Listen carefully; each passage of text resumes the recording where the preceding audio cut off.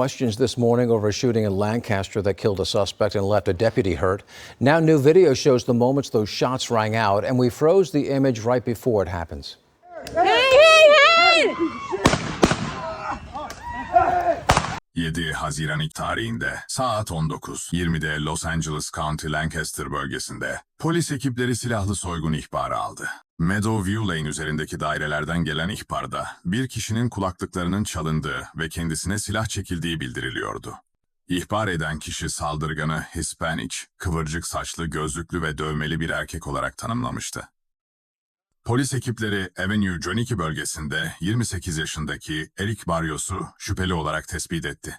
Barrios nişanlısı Alana Sanabria ile birlikte yaşıyordu ve çift ertesi günü 3. yıl dönümlerinde küçük bir törenle evlenmeyi planlıyordu.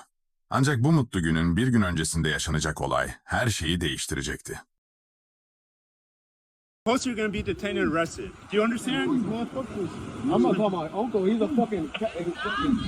So call him. All right, we'll fucking call him. Hey! Hey! What the fuck? Hey, you guys are beating him! They're beating him! Stay back. Stop fucking hitting him. They're hitting him! You... Hey! Hey, hey, hey! 7 Haziran akşamı Los Angeles County'de saat 19:20'de başlayan olaylar sosyal medyada milyonlarca kez izlenecek görüntülere dönüştü. Ama her şey panikle yapılan bir 911 çağrısıyla başlamıştı. Amerika'da 911 acil hat sistemi her türlü acil durumda vatandaşların hızla yardım alabilmesi için tasarlanmıştır. O akşam Meadowview Lane'den gelen çağrı rutin silahlı soygun ihbarı olarak değerlendirildi. Arayan kulaklıklarının çalındığını ve kendisine silah çekildiğini bildiriyordu. What's your emergency? Hey, there was a guy who just pulled a gun on me. I'm at Meadowview Point or Meadowview Lane at the apartments. What's the address? I don't have the exact address, but it's on 15th. And Do you live in the complex or you just... yes, I do live in the complex. I do live in the complex. I was walking home and the guy took my headphones, tried to pull a gun on me, and then when I tried to take my headphones back and hit him with my fucking board to defend myself, he pulled like the gun out like he was gonna fucking shoot me. So, and then he just came up to me apologizing, pretending like I was someone else. So no, I'm not fucking dealing with that shit. 911 operatörleri her çağrıda standart prosedür gereği şüphelinin fiziksel özelliklerini ve olayın tam lokasyonunu belirlemeye çalışır. Was he white, black, Hispanic?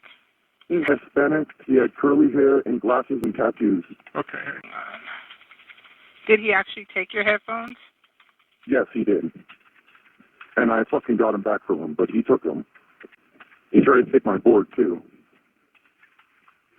What was he wearing? Black shirt, jeans.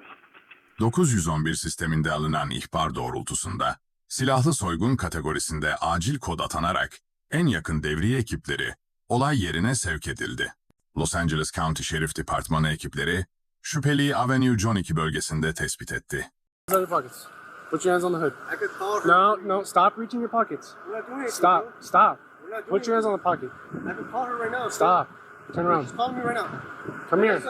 Vanessa. Stop. Vanessa, the sheriff has the Hey, tell me if they can. and I'm trying to tell him that I was over here. Turn around. Your son was the one that was Hey, 110, I'm taking a 211 suspect at gunpoint. J12 just east, or correction, just west of Talk to Country him, West. talk to him, please. Hey, turn around, fool. I'm not doing it. Turn around. Do not reach. I haven't done nothing wrong. Sir. Stop. I'm not breaking the law. Don't. Look, talk to her, please, talk to her. I'm not doing nothing wrong. I'm not doing nothing wrong. I'm not resisting. Stop. Please. I'm not armed. Stop. Give me your arm. I'm not doing nothing wrong. Stop. Give me your fucking arm. I'm not doing nothing wrong. I'm not doing nothing wrong. Get on the ground. Please, I'm not doing nothing wrong. Stop. I'm not doing nothing wrong. Give me your fucking arm. I'm not doing nothing wrong. I'm not doing nothing wrong. Put your hands on your back. I'm not doing nothing wrong. Please, I'm not doing nothing wrong. Stop.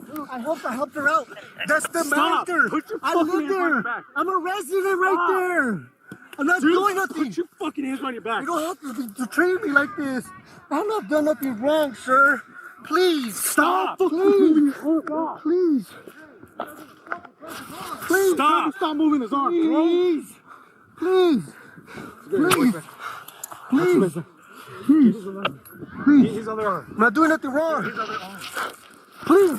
You want to know where your son? Stop!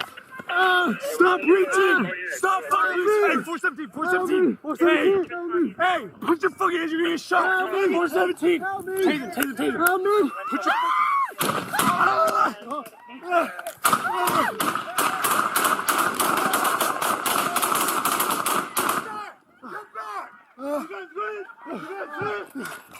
Hey, hey, turn again! You okay? Where you hit? Where? 998! I have a 990. Is a suspect or deputy? Deputy hit! His other arm. I'm not doing nothing wrong. Please. Şüpheli tutuklama sırasında sakladığı silahı polis memuruna doğrulttuğu görülüyor. You want to know where your son? Stop! Stop reaching! Stop fucking reaching! Hey, 417! Hey, put your fucking hands, you're gonna get shot! 417! Taser! Help me. Put your Resmi polis raporuna göre Barrios tutuklanma sırasında bir silah çıkardı ve memura ateş etti.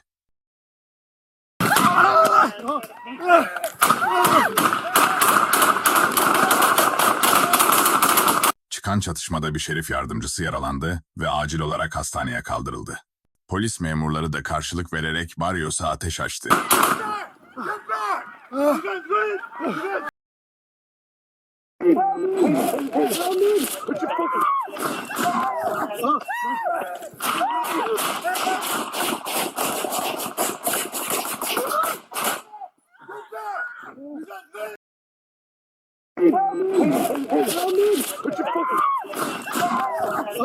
Çatışma sonucunda Eric Barrios olay yerinde hayatını kaybetti. Ertesi gün yapılması planlanan düğün artık gerçekleşmeyecekti. Alana Sanabria nişanlısını kaybetmiş bir polis memuru da yaralanmıştı. Barrios olay sırasında kullandığı 9 milimetre hayalet olarak bilinen sertifikasız silahı çatışma sırasında parçalandı. I'm saying that they murdered my husband for no reason. Alana Sanabria claims her fiancé was handcuffed when LA County Sheriff deputies with the Lancaster station opened fire on him after tussling with the man while trying to arrest him as a robbery suspect. Alana says she and her fiancé, Eric Barrios, were getting married in a small ceremony until the worst happened. Because our anniversary is tomorrow. 3 years. 3 years tomorrow. So your wedding was tomorrow? Yeah.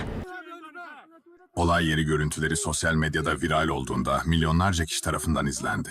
Video altındaki yorumlarda iki zıt görüş hakimdi. Bazıları polis müdahalesini desteklerken, diğerleri gereksiz güç kullanıldığını savunuyordu. Amerika'da benzer olaylar her yıl yüzlerce kez yaşanmaktaydı. Polis kamerası kayıtları bu vakalarda objektif delil niteliği taşıyor. Ancak görüntülerin yorumlanması bile tartışma konusu olabiliyordu. Çünkü bazen tek bir video kaydı, sistemin iki farklı yüzünü de gösterebilir.